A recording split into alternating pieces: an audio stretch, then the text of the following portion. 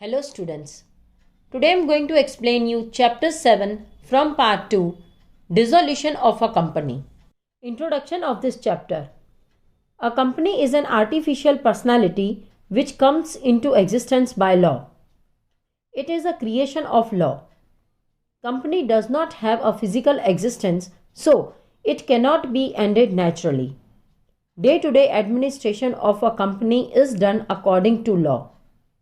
The company can be ended only by due process of law. For the winding up of a company, a dissolution process has to be carried out. If company is insolvent, it cannot be ended. A liquidation process and legal procedure is to be followed. Only then the dissolution of company can be achieved. Thus, winding up precedes dissolution. Meaning and definition of winding up of a company. Meaning, in general terms, winding up is the process of bringing to an end the life of a company.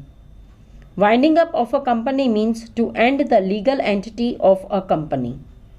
Creation of company and end of a company can be done only through a legal process. When a company is in liquidation, its corporate status and powers continue. A legal existence is there.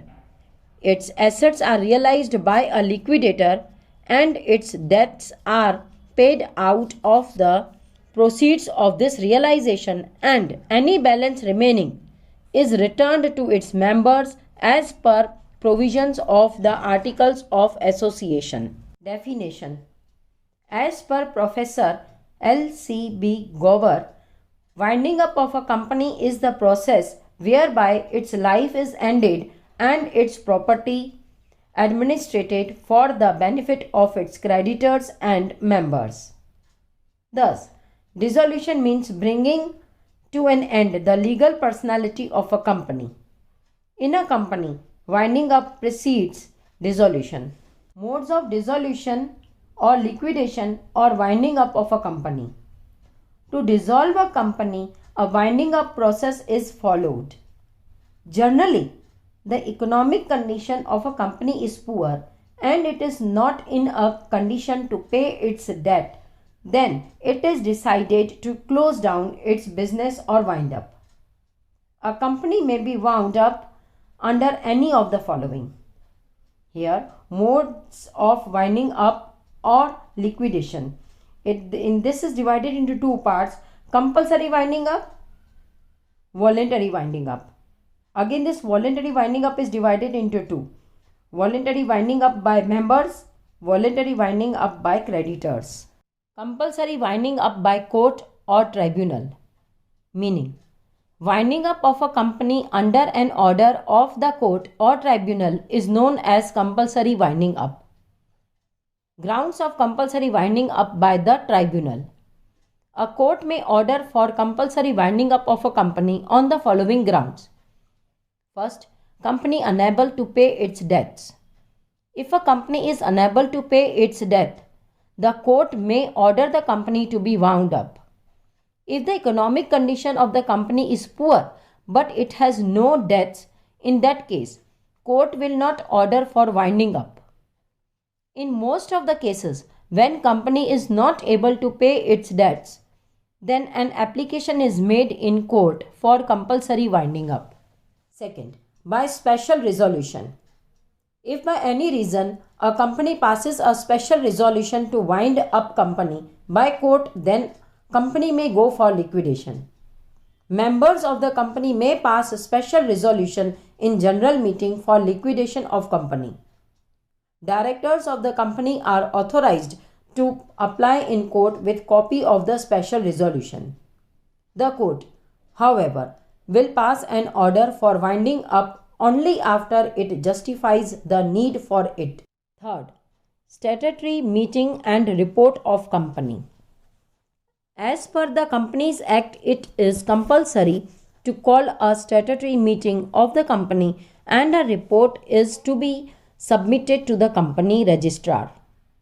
If company does not fulfill this condition, then the company registrar or shareholders may apply in tribunal. Company registrar has to seek permission with the central government before applying for winding up. If statutory meeting is not called on a specified date, then after 14 days, shareholders and other contributors may apply for winding up.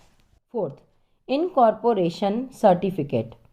If a company does not commence business within 1 year from its incorporation or suspends its business for 1 year, the tribunal may order the company to be wound up.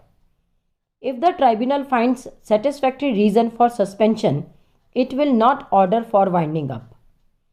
Under following circumstances, the tribunal may find satisfactory reason for suspension and will not order for winding up.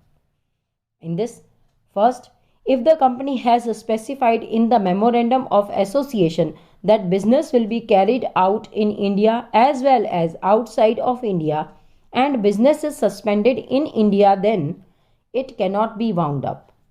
Second, if there is a possibility to carry out business in future, then winding up order will not be forced.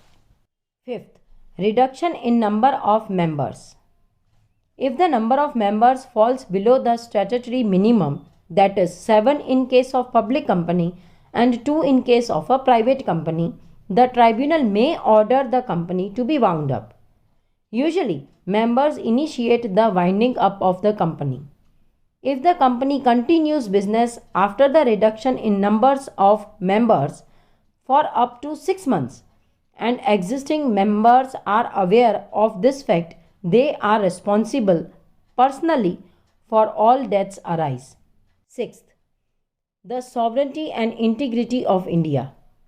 If a company has acted against the interest of the sovereignty and integrity of India, or acted against the security of a state, or acted against the friendly relations with foreign states, the tribunal may order to wind up company. Seventh, just and equitable reasons. The tribunal has wide powers on the ground of just and equitable reasons to winding up. The tribunal may order for winding up for the following reasons.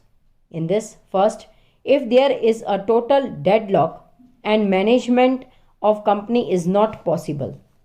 Second, the substratum main purpose has been lost due to any reason. Third, the company is making loss continuously.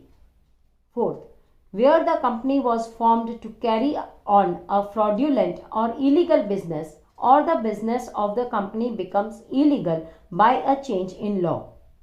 Fourth, if operations are done in minority in a company. Voluntary winding up. The company and the creditors or contributories, without going to the tribunal, may decide for winding up of a company. In voluntary winding up, the company and its creditors, company and its members mutually decide on each other's rights. Meaning, voluntary winding up means winding up at the insistence of the members of the company without any interference of the court. Grounds of voluntary winding up or dissolution or liquidation. First, duration of company. A specific period has been prescribed in the Articles of Association for the formation of a company. A company may be wound up voluntarily by passing of a resolution in the general meeting on completion of this period. Second, occurrence. In the Articles of Association, some events have been specified. On the occurrence of such event by passing an ordinary resolution in general meeting, a company may be wound up. Third, special resolution. A company can be wound up by passing a special resolution even if it is economically sound and capable of paying its debts.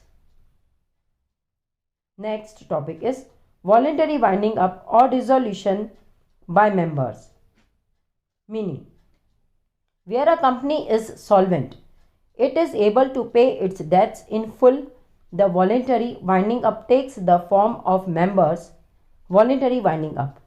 For this purpose, declaration of solvency shall be made by directors. Next topic is procedure of voluntary winding up by members. This topic is excluded. Next topic is voluntary winding up by creditors. Meaning, when a company is insolvent and the directors are unable to make the declaration of solvency, voluntarily winding up is carried out by the creditors. This is called creditors voluntary winding up. In this next topic is procedure of voluntary winding up or dissolution by creditors. This topic is excluded. I hope you have understood this chapter. Your homework is select a suitable option from the options given. Answer the following questions in one sentence. Answer the following questions briefly. Answer the following questions point-wise. Thank you.